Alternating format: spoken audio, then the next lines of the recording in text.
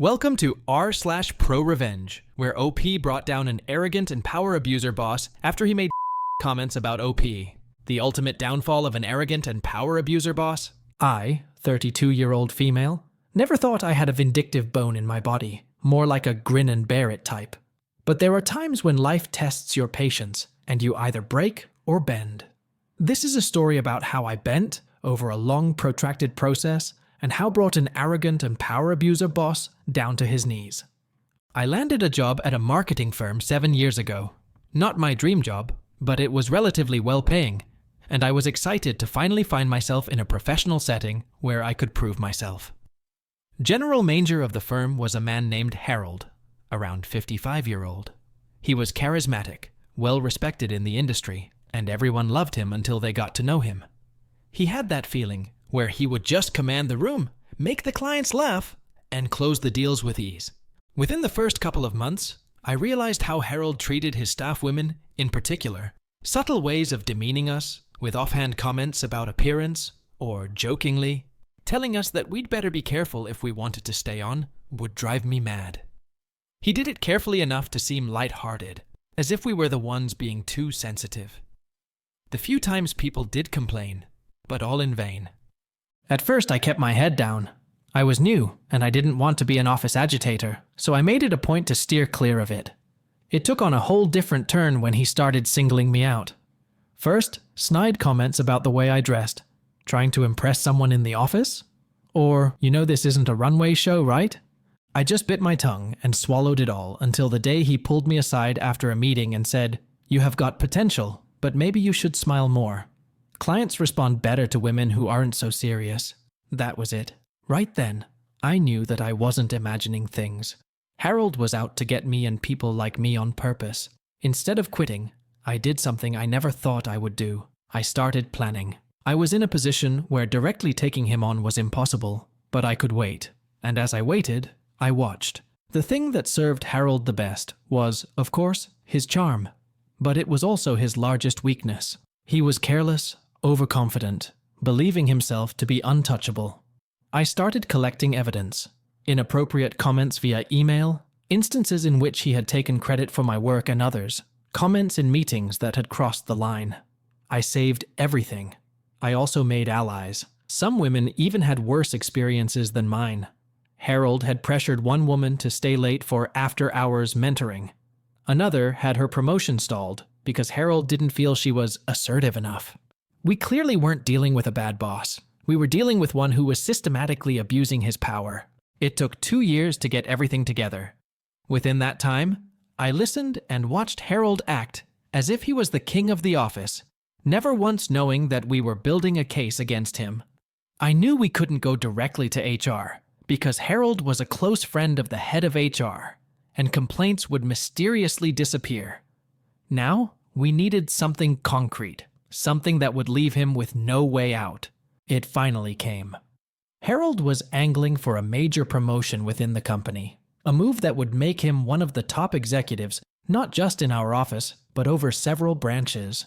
He started throwing his weight around even more than he did already, bragging about how the promotion was in the bag, and how he soon would be running the show. He was in the middle of full campaign mode, shaking hands, promising the world, and putting on his best show. I, on the other hand, was quietly picking up the final pieces. During the final pitch for his promotion, Harold made a casual remark about one of the female executives present in the meeting. He said something to the effect that she was a real go-getter, especially with that skirt. He had thought he was funny, but the room fell silent. Little did he know, his fate was sealed. The female executive was really offended, and after hearing about the rumors about the case we had been building against Harold, she got in touch with me. She was hardly surprised. Word of Harold's character had preceded him, but she required proof. I handed her everything we had: the emails, the testimonies, the details of his mishandling of client accounts. Within a week, Harold's promotion was rescinded. The company began a formal investigation into his behavior, and it didn't take them long to find way more than enough to fire him. The news of his being fired spread like wildfire, and soon, Harold's name was poison within the industry. His arrogance and overconfidence cost him his job, his reputation, and I have heard that his wife has also left him. Last I heard, He was trying to get back into the business as a freelance consultant, but nobody in the industry will have anything to do with him. I never wanted to destroy the man's life. I only wanted to try and stop him from destroying ours. But sometimes, karma has other plans. It was truly a pro-revenge and was masterfully executed. Hats off to OP. OP's boss, who thought he was untouchable, was brought down like a paper house. These toxic and power-abusing bosses deserve this fate. I'm sure that OP's boss will never forget this downfall, and he will never treat any employee the same way anywhere else. Let's now move on to another story from r/am, 𝐒𝐓𝐻'𝐒, where OP's neighbor continuously demand her to babysit her children. But OP finally refused, and this refusal create a huge scene. AITAH for telling my neighbor I am not a free babysitter. I, 29-year-old female, live in a pretty quiet suburban neighborhood in which socialization is at a minimum. We don't really have block parties or anything along those lines, which is honestly fine by me. I'm not super social, and with my job being one that allows me to work from home, I'm pretty happy with my own company. Recently, a couple moved into the house next door. They seemed nice enough at first, though I didn't really interact with them much beyond a polite hello now and then. They, Emma, 30F, and Henry, 38M, have 2 kids, around 7M and 5F. A few months after they moved in, Emma initiated conversations whenever we met. Casual questions like, how's your job? You work from home, don't you? And if I ever got to have a lot of free time. Initially, I thought nothing of it. I was simply being polite. But then it started becoming more pervasive and pointed like, oh, you have so much free time because you work from home. I would always laugh it off, like saying my job was actually pretty demanding. And just because I'm at home doesn't mean I have all this free time. Then one day she came to my door and asked if I could do her a huge favor. Her regular sitter had fallen through and she needed someone to watch her kids for a couple of hours. Since it was the first time she asked, I agreed. I thought it would help to build some good neighbor rapport. The kids arrived, and goodness gracious, they were something else. I don't know what Emma's version of a couple of hours means, but the 2 hours I signed up for became close to 5. For all that time, they had run across my house, screaming, spilling snacks everywhere, and refusing to listen to a word I said. I had work to accomplish, but I could not concentrate with the chaos in my house. When Emma came to collect them finally, she must have apologized a little and then said, "Thanks so much, you're a lifesaver." But she didn't. I just put it down to a once-off and didn't think much more about it. A week later, though, she asked via SMS if I could take care of the kids again.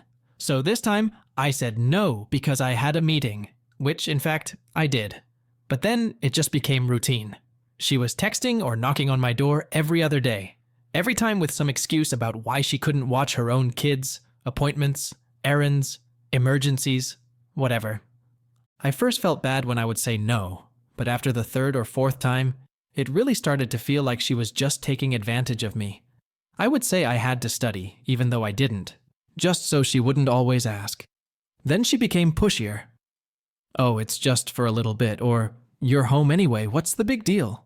The final straw came last week. I was in the middle of an important Zoom meeting for work when she started pounding on my door. I ignored it, thinking that she would take the hint. Nope. She continued knocking louder and louder. She even yelled through the door. I quickly muted my mic and opened the door a crack, telling her I was busy with work and couldn't help. She looked at me, imperturbable, and said, "It'll only be an hour.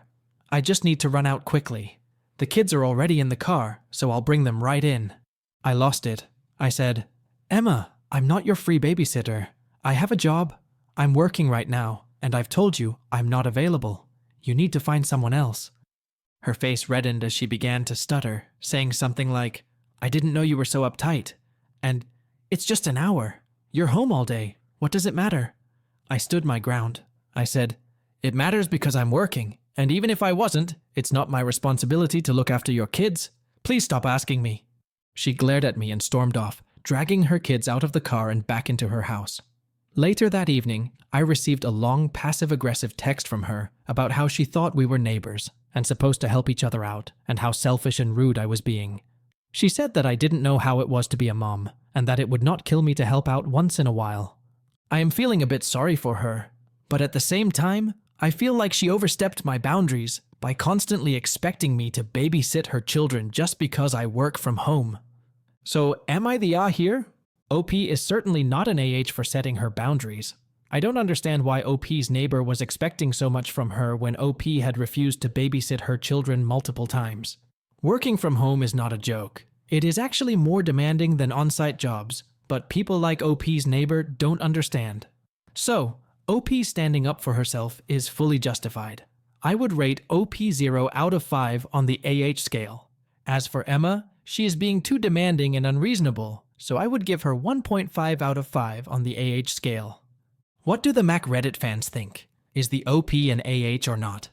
Let me know in the comment section below. If you like the stories I brought you, just hit the like button, share them as much as you can, and don't forget to subscribe to Mac Reddit for a daily dose. Bye bye, see you tomorrow with some more spicy fries